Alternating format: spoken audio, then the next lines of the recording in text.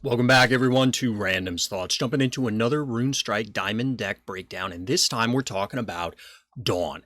This deck was one that I recently achieved Diamond with, and it's another one in the list of things that I've been looking forward to because there were a lot of awesome changes that came with the Champion rebalance or rework, and Dawn's changes were one of them. So let's jump in.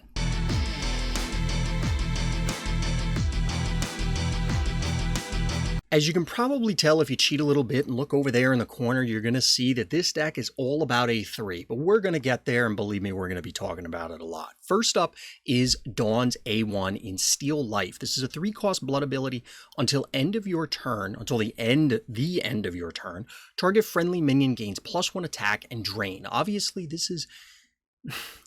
It's the one you start with, but it's not the most exciting one. It definitely is relevant, don't misunderstand. There are definitely times where this is what buys you another turn, or this is what essentially seals the game because your opponent just is not going to be able to push through the amount of life that you've gained. But realistically, as many other decks that I've talked about recently, this is a very blood-hungry deck, and you need to be very judicious with your expenditure of it.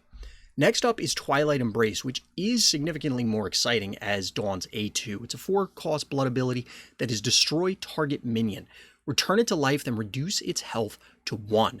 Now, this is a very flexible power, can be played on your opponent's minions to enable removal, and believe me, that'll come back up. Or you could play it on your own minions, such as Ra, and get double the Warcry effects.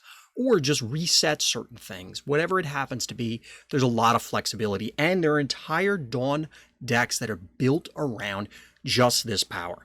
And it's something I'm looking forward to trying out in the future, but this particular build focuses on Eclipse, Dawn's A3, a 5-cost blood ability that your minions gain +2/+1. All enemy minions lose -1, -2. It's an enormous stat swing, and you could use it as a board clear. You could use it as a board-wide buff. It can be both. Even if you just utilize it on one of your opponent's minions and one of yours, while not ideal, it is still extremely powerful, and it was kind of the basis for this entire idea. So let's take a look at the actual cards themselves.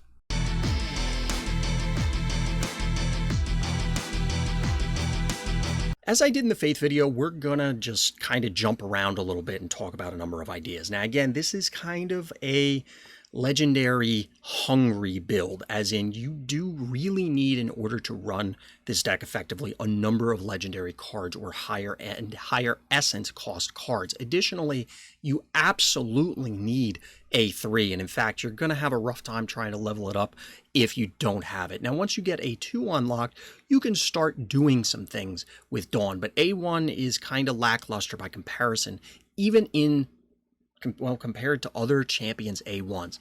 So let's talk about the actual cards. There are a number in here that are probably pretty obvious. Your Serve the Shadows, your Nightmares, that sort of thing. But let's take a look deeper at some of the, we'll say, less prevalent options, such as the Prophet. Now, it doesn't necessarily have to be this card, but you do naturally want a number of blood generator cards, whether that is one of the ones that gets produced by Vangelis, we'll get to that later, or it's By Light's Grace, which just happens to be sitting next to it, and again, one of the key legendary cards. You want a number of ways to ensure that you are spamming your A3 as much as humanly possible. In the course of a normal game, if you have nothing to boost your blood, you're probably going to activate it twice, maybe only once, depending on your usage of other things. And in both cases, you may not actually get full value out of it because waiting for it to come, quote unquote, on curve might not be to your benefit. However, things like the Prophet allow you to jump that curve. Now, it's going to be difficult to protect them, so it's not uncommon that you actually want to play this on 5 and not 4 so that you can immediately A3 to give it a bigger backside to survive more things.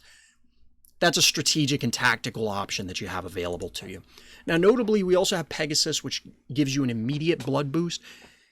It's a worse blood scent wolf, but it's the one we have available to us, so you got to take what you can get. Now, from there, we do have a blood generator in Blood Mage that doesn't actually generate any blood, but then simultaneously generates multiple blood in a turn. Often I found this particular minion is best to play when you're going to activate stuff on that turn. Don't expose it. Your opponent's going to kill it. They know what's coming. They know what's going to happen. But if you can play it on a pivotal or crucial turn, you're going to get, air quotes, and I know I'm doing this a lot, but you know, you get the idea.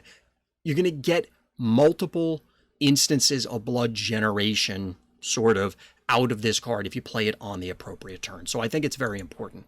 Now there's a variety of other things that you can kind of see the mini combos here, either between A3 and other cards or other cards and other cards. But we're going to talk about some potential alternatives to this list because a lot of these are probably going to jump out to you right away.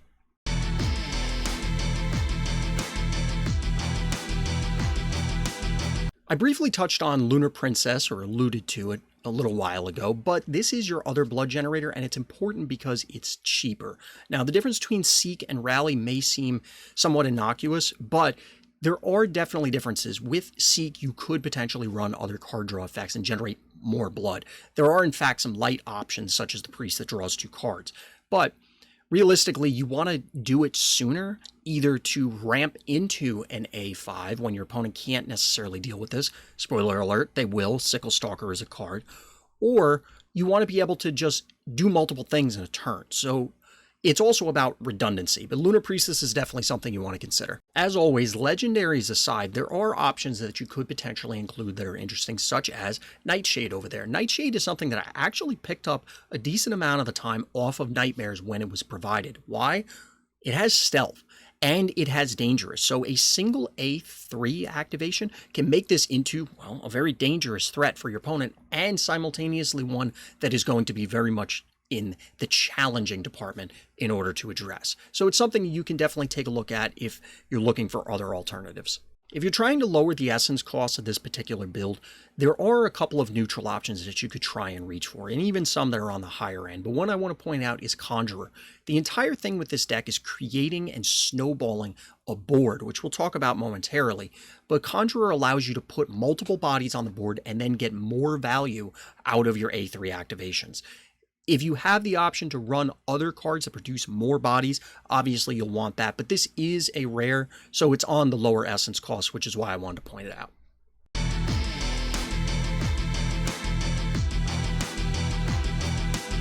The name pretty much says it all. A3 all day, and that's really where you want to focus, and you're going to see that in the games following this. There are a lot of different ways to leverage it. There are a lot of new tools brought in, both in the Construct season as well as the current season Den of Thieves, that give you ways to leverage A3 in more interesting ways. But not just A3, also your A2. You can see from the new additions such as Solar Edge Juggler and Backstab that there are a lot of ways to control the board. Problem is that this deck can fall behind, and there's still, as always, legendaries that you're going to want to include. There are also epics that you want to include. Basically, flood the board as much as you can and snowball your way. An early A3 should put you significantly ahead on board state and then in damage, because you're going to have sizable minions, whether they're medium-sized or even large, just punching your opponent and pouring on the damage until you can then suddenly, oops, I can A3 again and either wipe your board, continue pressuring, or if you manage to clear mine, reestablish a board and build it up again.